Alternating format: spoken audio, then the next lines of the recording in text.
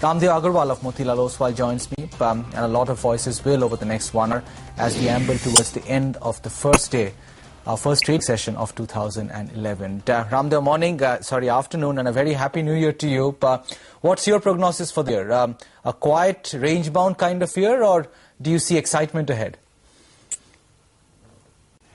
I think there will be definitely excitement for the year, and as foreigners flows, they increase or decrease, whatever, but we're going to see a lot of excitement because as the analysts are saying that in 2011-12 we'll again see about 20% kind of earnings growth.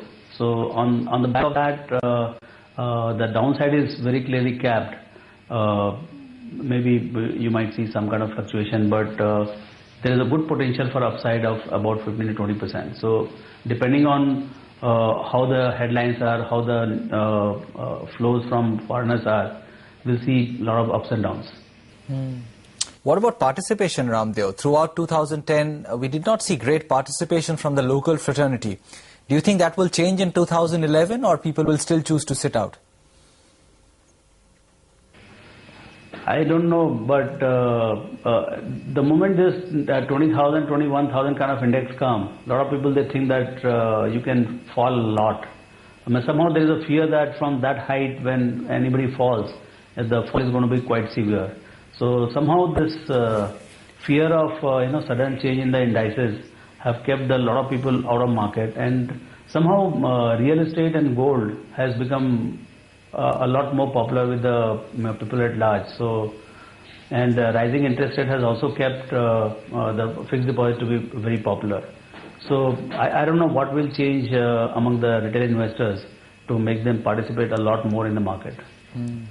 Do you think it will be easy to get past that old peak of 21,000 plus and 6,400 into new highs, or do you think the markets will stumble there and continue to grind in ranges as we work towards the budget? I think now the stage is getting set for a newer high, but maybe it may take some more time just to settle above that because a lot of earlier trades which were stuck at these levels would first clear out.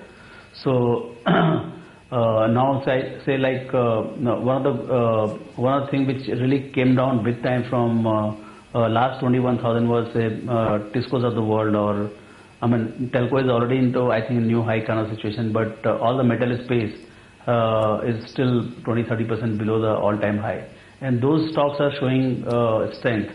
So my sense is now preparation is on for some kind of up move. There are some very bad sectors right now. That is, one is telecom and second is cement. Cement particularly is looking year on year very bad.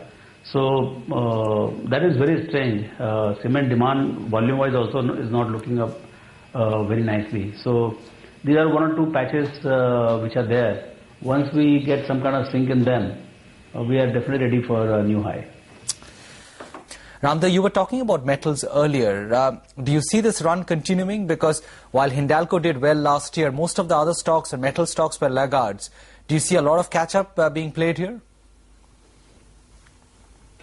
Yeah, I was talking to a few traders in Dubai and all those places. They are saying that flat steel is looking very, very promising.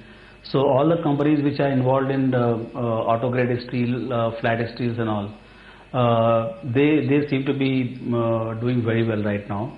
Product is in great demand, and there's not much of excess supply. So could be 2011 could be the year of full recovery of steel, global steel rather.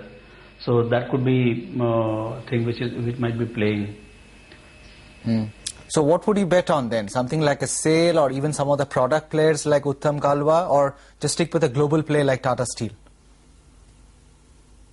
Yeah, right now Tata Steel looks to be well positioned. One has paid price for staying such a long time, full circle.